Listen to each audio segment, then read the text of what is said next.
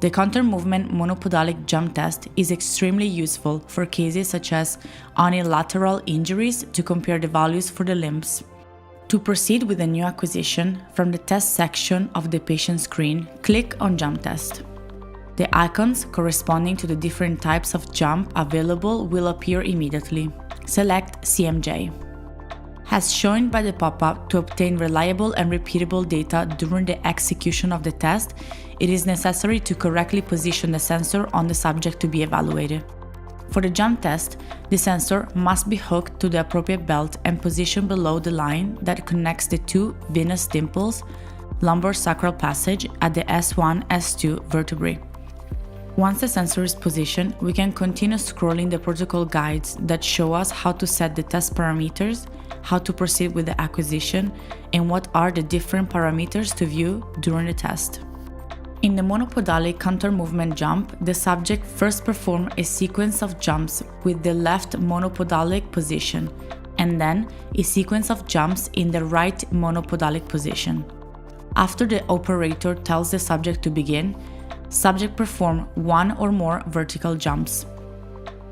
Each jump is preceded by a downward counter-movement performed by bending the knees up to 90 degrees. The subject should land with the knee extended and on the tip of the feet to minimize impact forces. Before starting the acquisition from the central ring, it is necessary to select whether we want to perform a monopodalic or bipodalic jump. In this example, we will select the monopodalic option. We're then asked to indicate if the subject is carrying any additional weight during the test. In this case, we select No. Finally, indicate which parameter of jump we want to view in real time during the test. We select the height in this example.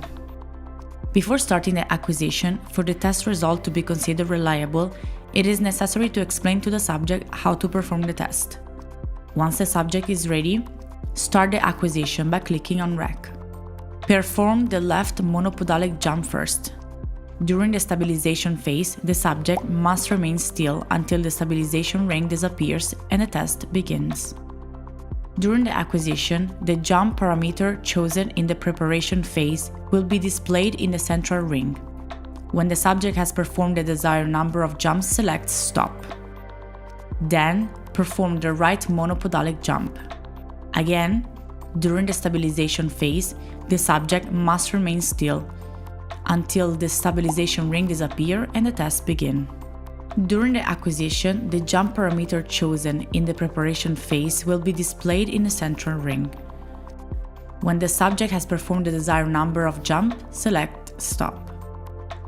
If the tests have been carried out correctly, click on the Save icon to save the test in a database and view the report with the test results. The clinical report of jump test consists of three main sections: jump parameters and indices, charts and contact times, angles of the pelvis. The report allows for comparison with the parameters obtained during the right and left monopodalic jumps.